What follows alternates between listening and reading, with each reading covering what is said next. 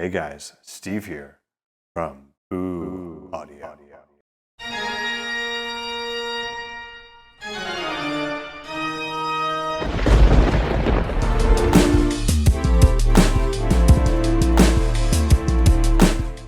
A few years ago, when Chord launched the original Mojo, it was a revelation in portable headphone audio.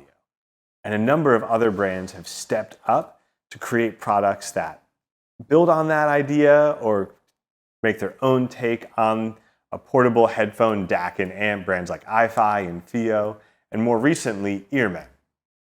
EarMen Angel is their latest, and it aims to bring detail, clarity, and precision in the sound, along with really solid output power.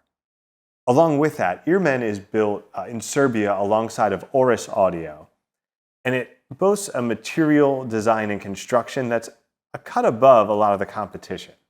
So with its combination of sound, design, and build quality, does Angel stand out in a crowded field?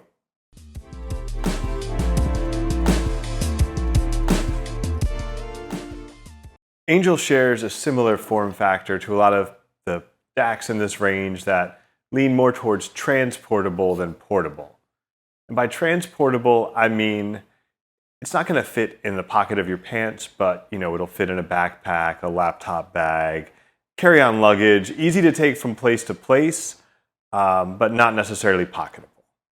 So on the front, you have the headphone outputs. We have 4.4 balanced and 3.5 single-ended.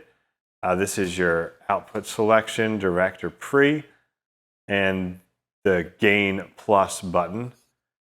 And then the volume knob is multifunction, so you hold it down for power on and off. And then when it's on, a tap mutes the device or unmutes it.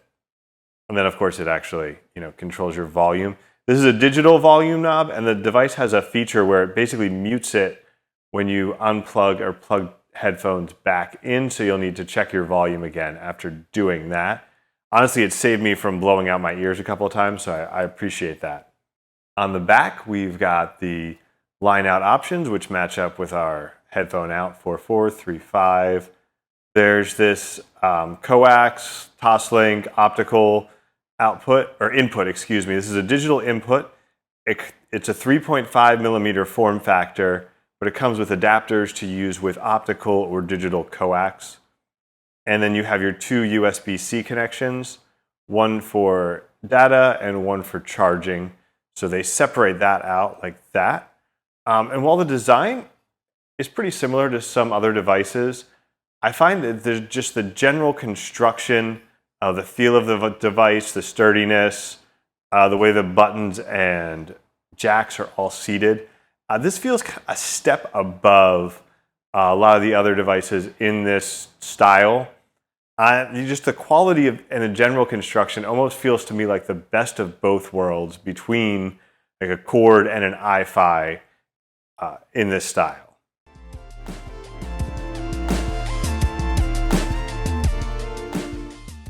EarMen Angel provides a crisp, clean, transparent sound with really strong detail retrieval and resolution. There's a slight mid-forward nature to the sound that can really help fill in the gaps in more V-shaped headphones that have some mids cut out or scooped, and even I think helps thicken the mids on some more neutral headphones as well.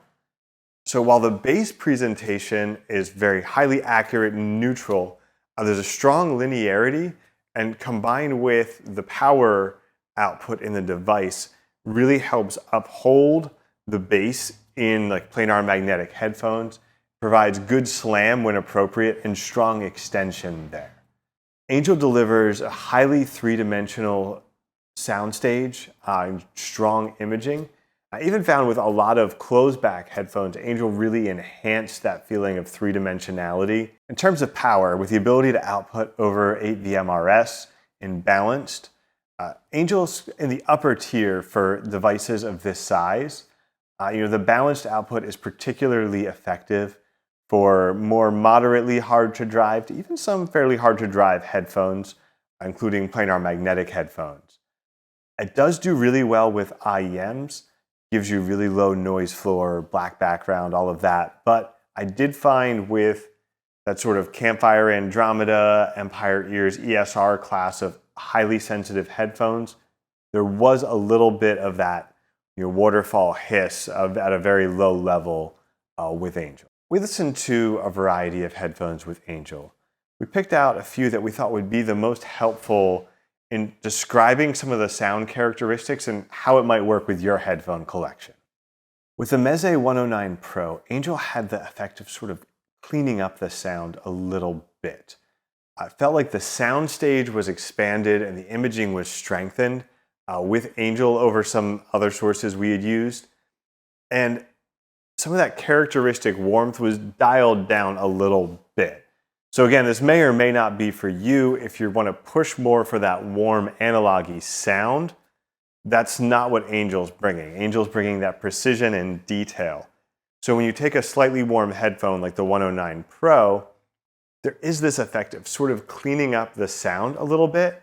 And that even goes for something like the 99 Classics, where Angel really brought the mids forward in the 99 Classics. It preserved that bass emphasis, but some of the most detailed output I've heard with the 99 Classics was listening with Angel.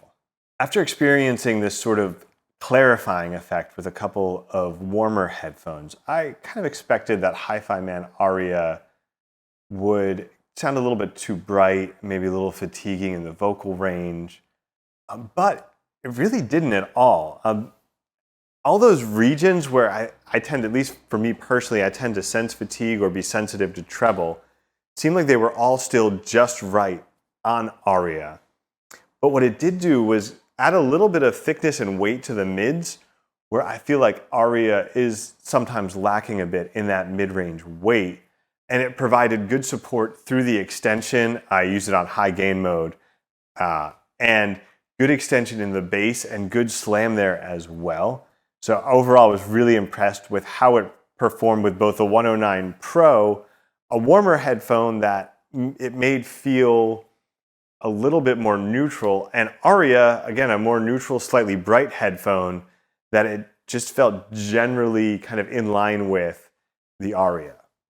We listened to a bunch of IEMs, but probably the one I was most surprised by was the Noble Kublai Khan. Now, Kublai Khan is more of a neutral reference sound.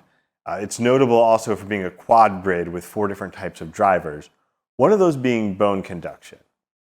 In my own listening to Kublai Khan, I always felt like that bone conduction didn't really have the same impact as it did in an IEM like the Legend Evo or even the newer Empire Ears Odyssey. But EarMen is one of the few devices I've plugged it into that I felt really, through that extension through the bass, brought that bone conduction driver alive and really did add that physical low-end extension without coloring the bass, just hitting those deeper notes that are just on the edge of being audible or maybe are inaudible and can only be felt. Alongside of that, again, the rest of the tuning and signature was largely preserved, giving you that great neutral reference sound, just enhancing that bass extension in a way that really made Kublai Khan a little more engaging than it had been on some other devices.